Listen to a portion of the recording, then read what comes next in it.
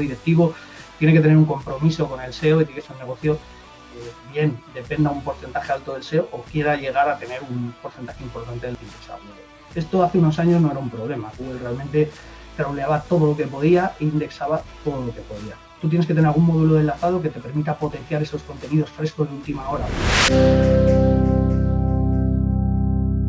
Soy Carlos Redondo y bueno, empecé a principios de los años 2000, llevo 20 años aquí dando la lata y he trabajado pues eso, en grandes agencias, luego estuve en Grupo Intercom, donde pues, Luis indicaba que trabajé con portales bastante grandes y demás, y bueno, para muchos clientes. Y luego creé la herramienta de SafeCon, que algunos conoceréis, que lamentablemente pues ya no funciona. Ahora solo la puedo utilizar yo, os chincháis. Y bueno, desde mayo del año pasado pues me incorporé al grupo Axel Springer como Head of SEO y desde este enero pues también soy el director de audiencias de todos los medios de la compañía. Hay 3 medios pues como Business Insider, Computeroi, Hobby Consolas, bueno, son medios bastante conocidos yo creo dentro de habla hispana. Y lo primero que voy a empezar a comentaros es, de las claves SEO para trabajar en portales grandes, es el equipo. ¿Por qué lo he metido al principio? Porque cuando esta es una web pequeña, muchas veces hay pequeños cambios que no tienen tanto impacto, pero cuando estás en una web muy grande, cualquier pequeño cambio, cualquier parte del engranaje de trabajo que no esté funcionando como debería puede afectar mucho. Si alguien decide, oye, pues aquí si ponemos en vez de este enlace vamos a poner un ver más, en una web pequeña a lo mejor no tiene impacto, en una web con 1 millón de URLs probablemente pueda tener un impacto en SEO. ¿Por qué no cambiamos estos titles o este módulo de enlace, no lo cargamos porque vamos a poner una cosa de negocio? Entonces es muy importante que toda la compañía tenga una alineación con el SEO. Esto normalmente viene desde arriba, desde el CEO, desde el equipo directivo, tiene que tener un compromiso con el SEO y tiene que ser un negocio que bien dependa un porcentaje alto del SEO o quiera llegar a tener un porcentaje importante del negocio en SEO. Y aquí pues no solamente es SEO y negocio, sino que todo el departamento de contenidos, la gente de producto, los técnicos, todos tienen que estar con una mínima noción de la importancia que tiene el SEO en la empresa y de los procesos que tienen que hacerse. Y lógicamente pues que esto se haga de la forma más ágil posible. También es importante porque el SEO por sí solo, lo más normal es que no consiga mucho. Tú solo, sin técnicos, tú solo, sin contenidos, sin producto que te pueda apoyar, vas a conseguir muy poco. Entonces tienes que trabajar mucho con cada uno de los grupos de personas que trabajan en una empresa para que todos trabajar en la misma dirección. Otro de los problemas importantes, probablemente el que más, es que tienes un gran volumen de contenidos. Antes de nada, explicar también qué considero yo grande o qué se considera grande. Para mí, hasta 10.000 URLs, yo considero que es una web pequeña. A lo mejor a alguno le parece que es una barbaridad, pero para mí hasta 10.000 es pequeña. Hasta 100.000 la considero, hasta 50, 100, entre 50 y 100.000 sería una web mediana y a partir de 100.000 las considero grandes. Y si hablamos de millones, pues son webs gigantes. Cuando tienes todo este volumen de contenidos, las primeras cosas que te tienes que plantear, las primeras dudas es cómo indexo todo este contenido, si ya está, ver si se está indexando correctamente o no, si es contenido, un sitio nuevo que vas a lanzar, si lo vas a lanzar todo de golpe, si lo vas a hacer por secciones, si lo vas a hacer por budgets, cómo lo vas a ordenar, cómo vas a organizar todo esto en los diferentes categorías, secciones y demás, cómo lo voy a organizar. Y una parte muy importante que es cómo lo enlazo. Hay sitios donde esto es más natural, cuando es un negocio más basado en este tema de categorías o categorías, como puede ser un e-commerce, pero en sitios, por ejemplo, ahora que estaba aquí el compañero Álvaro, que ahora somos competencia, se olvida mucho el tema del enlazado, que él ha hecho hincapié en ello, ¿no? Yo también le doy mucha importancia, luego explicaré un poco por qué. Y en los medios se suele olvidar, como viven mucho de la noticia de última hora, del discovery y demás, pues todos esos contenidos que se van perdiendo acaban cayendo en saco roto porque se van al fondo de la navegación, no están enlazados desde ningún punto, pierden toda la fuerza y son contenidos que si se trabajan, se unifican y se enlazan de una manera apropiada, pues pueden llegar a suponer un gran porcentaje de tráfico, transformar esas noticias un poco del día a día en ese contenido evergreen de futuro. No todas las noticias valen para ello, pero sí que se puede trabajar. También es muy importante a la hora de eso, de querer potenciar algo para que te aparezca en News, para que te aparezca en Discover. El enlazado también es muy importante, es otro tipo de enlazado. Otra parte, como estábamos hablando, indexación y duplicación. Cuando tienes un sitio tan grande, una preocupación es si Google está siendo capaz de crawlear todo tu site y sobre todo si está siendo capaz de indexar la parte que te interesa de tu site.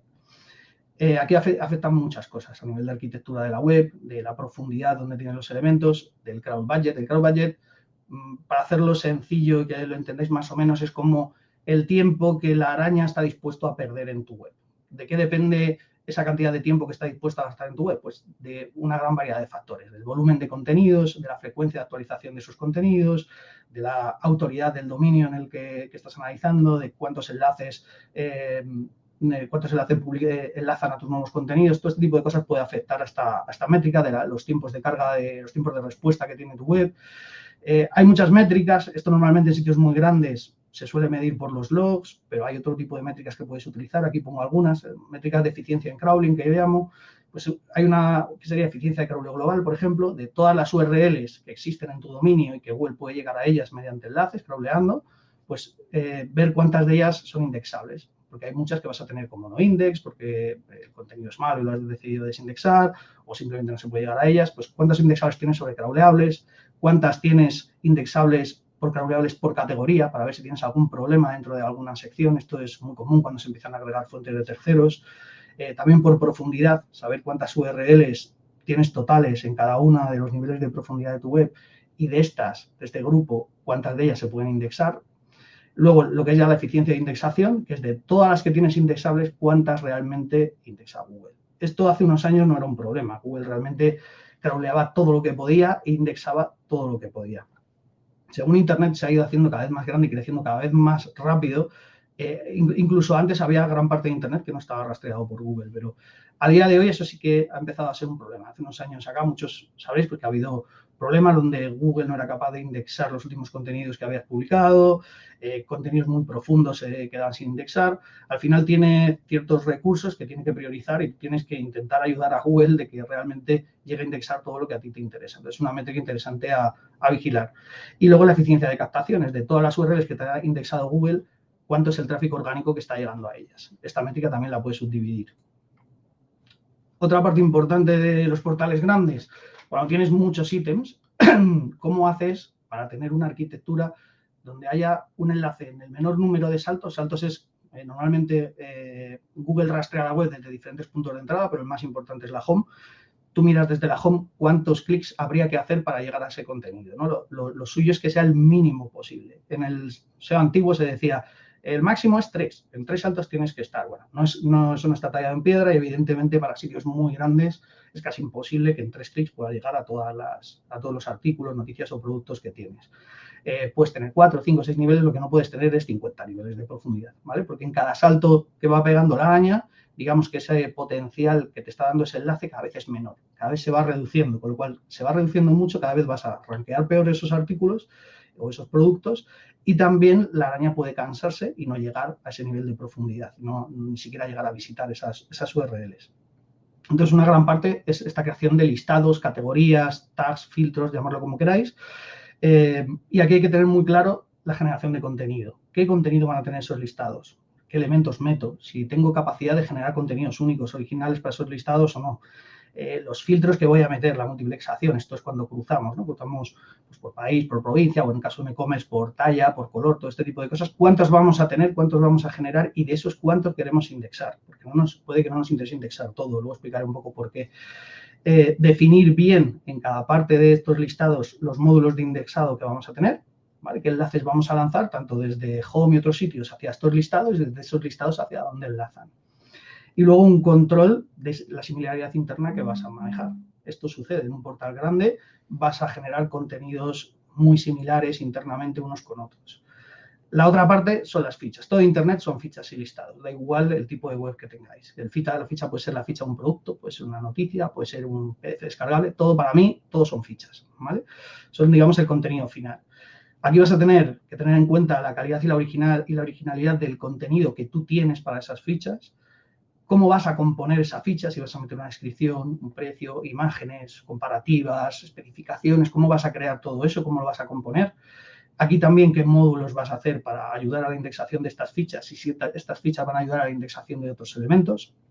Aquí también el control de la similaridad interna es muy importante cuando tienes tantos elementos. ¿Y cómo trabajamos con todo esto? Pues lo habéis oído muchas veces, arquitectura web, aunque creo que es un término que se confunde mucho. depende de con quién trabajes, si es un SEO más de marketing o más técnico, pues lo confunde hacia su lado o hacia el otro. Al final se compone de dos partes. Uno de ellos es la arquitectura de información, que es para organizar los complejos de los conjuntos de información. ¿Vale? Esto no tiene porque la gente lo asimila a categorías. Es decir, arquitectura de información es coger keywords y asignarle a categorías. No, tú tienes grupos de contenido y luego esos grupos de contenido pueden ser una categoría o no, o ser varias categorías. Y luego la parte de la arquitectura técnica, que ya es las especificaciones, los modelos, pues vamos a hacer un módulo que enlace acá o allá, o vamos a tener este tipo de navegación, vamos a permitir la rastreabilidad de esta manera, la maquetación. Todo esto suma y es lo que hace, lo que forma parte de la arquitectura web. ¿Cómo se hace eso? Tiene un proceso, ¿no? Hay una fase de investigación. Tú primero tienes que saber pues, el objetivo del negocio, ¿no? A qué se dedica, qué propósito tiene, qué fin está persiguiendo, cuáles son los públicos objetivo que tiene, si tiene un producto que solo se enfoca a jóvenes o a productos de poder adquisitivo alto, o son públicos más heterogéneos, tienen diferentes tipos de públicos a los que te puedes enfocar, porque esto va a afectar también a esa arquitectura, a esos enlaces que vas a colocar. El estudio de audiencias que tienes y el keyword research, y también análisis de competencia, cómo lo hacen los competidores, qué están haciendo, qué les está funcionando. Luego pasas a diseñar pues, todas las interacciones, la navegación, los esquemas de organización que vas a hacer. Luego la fase de definición, que ya haces pues, un poco cómo vas a etiquetar todos esos contenidos, cómo vas a planificar, gestionar y desarrollar todos los contenidos que vas a publicar. Y la ejecución, ¿no? El diseño de interfaz, la accesibilidad, la navegación, incluso cómo vas a permitir la búsqueda dentro de tu sitio. Y al final todo esto es feedback, proceso de ingeniería, nunca acaba, no es algo que hagas una vez y te puedas olvidar de ello. Lo que habrá, para mí, grupos de contenido son los elementos mínimos que tienes. Pues aquí pongo un ejemplo, fichas de producto, categorías, noticias, cada uno de estos sería un grupo de contenido. Y por otro lado tienes el keyword research y las intenciones de búsqueda. Entonces, oye, pues, por ejemplo, para una web de belleza, puedo tener tratamientos, ¿no? Aumento de seno, rinoplastia total, pueden ser más transaccionales, doctor D, clínica D, de comunidad, foro de belleza, más de ayuda informacional, el precio de... Para esto te va a ayudar también a la hora luego de plantear una arquitectura web que tenga sentido y que vaya a cubrir todas estas intenciones de búsqueda que van a tener tu público objetivo y que tenga una estructura relevante. En la parte del keyword research, cuando te pones a trabajar y a hacerlo, pues puedes hacer muchas combinaciones. Aquí pongo un ejemplo de un sitio de comida a domicilio, ¿no? Su keyword top será comida a domicilio. Tú empiezas a cruzar con variantes, pues oye, cruzo con provincia y tengo comida a domicilio en Madrid, Barcelona, Valencia. Pero ¿qué sucede? Que también tengo franquicias, ¿no? Tengo cadenas de restaurantes, Burger King, KFC, McDonald's, pues también hay que retener keywords, atacar keywords que son pues McDonald's a domicilio en y provincia. Pero es que también tengo tipologías de comida, ¿no? Y tengo tipos de comida, arrocería, australiana, vegetariana. También voy a querer hacer ese tipo de comida a domicilio cerca de mí, cruzado con la provincia o incluso con localidades. Si hacemos un poco el cálculo de nuestra keyword principal, que sería comida a domicilio, tenemos 12 franquicias, pueden ser muchas más, es un ejemplo. Esto es de Just Eat. Los tipos de comida, tenemos 75 tipos de comida, 53 provincias en España y localidades con más de 10.000 habitantes, 672. Si hacemos esta multiplicación, la cantidad de URLs potenciales que podemos generar son 32 millones de URLs. Imaginaos lo que es trabajar con 32 millones de URLs. Y aquí no estoy metiendo pues, las URLs de los platos de comida, si quieres trabajar por código postal, si quieres por ofertas. O sea, al final, esto puede convertirse en un verdadero monstruo, ¿no? ¿Cómo trabajas con 32 millones de URLs? Entonces aquí pongo, pues, muy fácil, no lo haces. O sí, pero bueno, en principio no lo haces. No trabajas con todo el potencial total de URLs que puedes generar. ¿Por qué? Pues lo primero, porque es complicado que generes todas esas URLs con un nivel de calidad mínimo. No puedes tampoco generar ese volumen sin probablemente tener muchos problemas de similaridad interna. Y luego a la hora de trabajar tienes que tener en cuenta que es muy complicado crawlear 32 millones de URLs y sentarte a analizar eso, ¿vale? Con lo cual tendrás que priorizar qué es lo que quieres hacer, seleccionar qué es lo más interesante para hacer, ahora os diré un poco cómo se puede hacer, y trabajar faseando, trabajar por partes. Cosas que tienes que tener en cuenta, 4 principales. Crawlability, indexability, y esto lo he puesto en castellano, porque en inglés es un poco más complicado, escalabilidad y redundancia. ¿Qué es la crawlability? Pues la habilidad simplemente que el bot va a tener para acceder a todas las URLs de tu dominio de la forma más rápida y más ágil que puedas conseguir. Eso no quiere decir que te vaya a indexar. Hay muchas URLs que Google las crawlea, pero luego deciden incluirlas en el índice. Si te pasa eso, pues tienes un problema. La parte de indexabilidad, que es precisamente esa habilidad de transformar todos esos contenidos y URLs que tienes que entren a formar parte del índice de Google. La escalabilidad, que es un punto que se suele olvidar. Cuando estás trabajando con un sitio tan grande, tienes que tener en cuenta que se va a usar en el futuro. Se va a usar de forma constante en el tiempo y en el volumen y tienes que prever cuando haces esta arquitectura de que la web pueda crecer, pueda vender nuevas categorías de producto, pueda crear nuevas categorías de noticias, pueda meter más inventario. También tienes que tener en cuenta que si aumento el inventario, si esa arquitectura que yo he hecho se sostiene o se queda corta para todo ese contenido. Y el tema de redundancia, pues es eso, que ver si tu arquitectura es propensa a generar estas duplicidades, estos esquemas superpuestos, donde puedes atacar varias cosas con URLs que son muy similares y tener en cuenta esto para reducir la duplicación. Para priorizar, lo primero que necesitas, datos, muchos datos. Se va a trabajar con muchísima información, mucha analítica. Aquí Iñaki seguro que luego os contará algo más adelante. Tener en cuenta el número de ítems que tienes. Por ítems me refiero a estas fichas de contenido finales. Cuál es el contenido que tienes para ellos, cuál es la originalidad, el volumen de listados que tienes pensado generar, qué similaridad esperas o si ya es un proyecto que existe, analizar qué similaridad tienes entre esos listados y categorías, tags, aquí meto todo, ¿vale? Y luego, pues también hay que tener en cuenta el volumen de búsqueda que tiene, la relevancia que tiene para el sector, el negocio que genera, tanto a nivel de entidades como a nivel keywords. Aquí una cosa muy sencilla, he puesto una matriz de decisión que es valor en el eje vertical, volumen en el eje horizontal. Primero, ¿qué es lo que vamos a hacer? Lo que tiene más valor y tiene más volumen. ¿Qué es lo segundo que vamos a hacer? Lo que tiene más valor, aunque tenga menos volumen. Aquí habrá que priorizar qué interesa más. Lo que tenga mucho volumen y bajo valor, tendrás que limitarlo. Cargártelo todo no puedes, porque muchas veces es una parte importante del negocio, pero tendrás que ver cómo limitarlo, controlar ese volumen. Y si tiene muy poco valor y muy poco volumen, lógicamente pues son URLs que deberías de eliminar. La estrategia de generación e indexación. Una pregunta, ¿indexo todos los ítems? Pues pregúntate, ¿son originales o no? ¿Tengo contenido único entre versiones? Hay a veces que tienes buen contenido para un ítem, pero es que ese ítem lo tienes 20 veces con diferentes versiones que el contenido no cambia o apenas cambia. Y si tiene realmente interés de volumen de búsqueda o si genera negocio. ¿Cómo creo estos listados? Pues en primer lugar, la parte de arquitectura web básica, las categorías, los filtros y tipos de ordenación que tengas indispensables, los que necesitas sí o sí. Y luego pensar cómo vas a componer ese listado. ¿Cuántos elementos muestro en el listado? Voy a mostrar 5, 10, 15, 20. ¿Cuánto contenido diferenciador puedo aportar o puedo crear en ese listado? No tiene que ser solamente contenido creado a mano. Ahora tenemos la IA, que nos puede ayudar mucho en este punto. Antes era un poco un callejón sin salida y tenías que buscar, pues, integración de contenidos, utilizar tu información de la base de datos para generar en estos listados de forma automática algo que aportase. Decidir si utilizo, por ejemplo, las descripciones de un producto o no, solo los títulos, las imágenes, tener muy en cuenta cuántas veces estoy utilizando cada uno, es una métrica que te puede valer, y cuánto cambia el contenido en un listado en el tiempo. Estoy escuchando música de fondo. Eso es que te quedan 2 minutos, Carlos, que no lo he avisado. Ok, estoy acabando.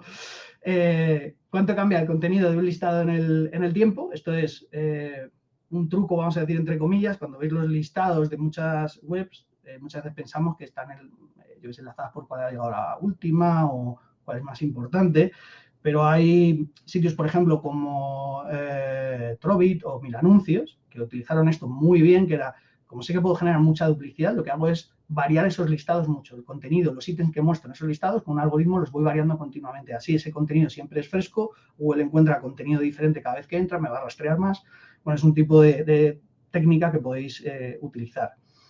Y para la indexación de listados, si me los indexo o no, pues tienes que aplicar criterios para saber si vas a indexar o no, y si tienes capacidad técnica, puedes crear unos algoritmos que controlen esto. Decir, oye, pues si tengo más de X elementos o si tengo una pieza de contenido original, crear varias reglas que si se cumplen se indexa, si no se cumplen no.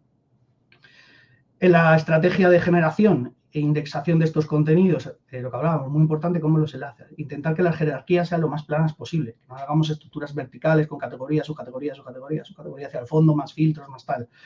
Módulo de enlazado de indexación aquí es, lo pongo aquí, pero es más, cuando tú tienes una estructura más evergreen, el contenido nuevo muchas veces no aparece en ningún sitio relevante. Entonces, cuando tú tienes que tener algún módulo de enlazado que te permita potenciar esos contenidos frescos de última hora, pues módulo en la home, módulo destacado en categorías principales, los módulos de enlazado de potenciación, que son para las URLs que tú quieres realmente potenciar más, las que más te importan para el negocio, y las relacionales. Esto es un poco, pues, a nivel entidades, te interesa que contenidos que tengan relaciones entre ellos tengan también enlaces que se relacionan. Preguntas que debes hacerte. ¿Qué sucede cuando se crea un nuevo ítem? Cuando vas a aportar nuevo contenido, ¿qué pasa? ¿Se enlaza? ¿No se enlaza? ¿Dónde se mete? Cuando se elimina un ítem, ¿qué hago? Doy un 404, lo redirecciono. ¿Qué hago con él? ¿Qué sucede cuando se crean nuevas categorías o se crean nuevos filtros? Se crea una nueva, se indexa automáticamente, no se indexa, se le aplican los criterios de calidad o no. ¿Qué pasa cuando un listado deja de cumplir esos estándares de calidad? Yo tengo un listado que tengo 8 elementos, tengo un contenido original tal, y de repente esos productos dejo de tenerlos, esas empresas que estaban dadas de alta se van y ese listado deja de cumplir esos estándares de calidad. ¿Qué hago? Me cargo el listado, lo redirecciono igual. ¿Y qué hacemos cuando la visibilidad de un grupo, pues de URLs, un grupo de entidades o de keywords, sube o baja? Y aquí es lo que decía de comparar cómo es el trabajo diario de trabajar en una web pequeña o mediana o una web grande o gigante. Entonces, es un cambio de enfoque. Realmente no es que se hagan las cosas tan diferentes, pero sí tienes que cambiar el enfoque. No es que no miremos las keywords, pero sí que el vistazo general a nivel de trabajo se organiza a nivel de entidades o de grupos de keywords. En vez de mirar URLs individuales, trabajas por grupos de URLs o por directorios. Tú miras cómo está funcionando un directorio entero, no te para saber cada una de las URLs. El posicionamiento, lógicamente, se monitoriza y lo vemos, pero para un vistazo a nivel de trabajo hacemos mucho caso a cómo vemos la visibilidad o el tráfico orgánico que nos está llegando a cada uno de estos grupos o directorios. Y el link building igual se trabaja, pero pierde mucho peso en este tipo de webs porque ya suelen ser sitios bastante grandes, con un potencial bastante fuerte de enlaces, y entonces es mucho más importante este linking interno, esta arquitectura nos da mucho más rédito. Y nada, aquí os dejo un poco las herramientas que usamos, que no son muy diferentes de las que se usan, tanto en pequeñas como en grandes, lo único que cambian ciertas cosas. Pues hasta 500.000 de URLs puedes funcionar con un Screaming Frog, más Search Console. A partir de 500.000, pues el Screaming Frog local empieza a tener problemas, depende de la RAM y del equipo, con lo cual es posible que lo quieras instalar en un servidor, un cloud, o irte a opciones como DeepCrowd, que es un SaaS de rastreo, Scrappy, o bien herramientas que están basadas más en análisis de log, como Elastic más Logstash, que es de la misma compañía, me parece. Esto es un repositorio de datos donde puedes meter varias fuentes y Elastic te sirve para consultar en grandes volúmenes de datos de logs de tu servidor. Y luego para visibilidad y ranking, pues Sistrix, Ahrefs, SimilarWeb, y para ranking más tradicional, digamos, de posiciones, Abacus Ranking. Y para tendencias, si es sitio de noticias y tal, pues sobre todo las que más se usan son Marfil hoy día para analítica en tiempo real de qué está pasando con la noticia de última hora, y otras métricas bastante importantes, Keytrends, el tema de Google Trends, que Álvaro comentaba que es, aparte de los medios americanos, la principal fuente de actualidad. Y nada más, creo que con esto acabamos la presentación.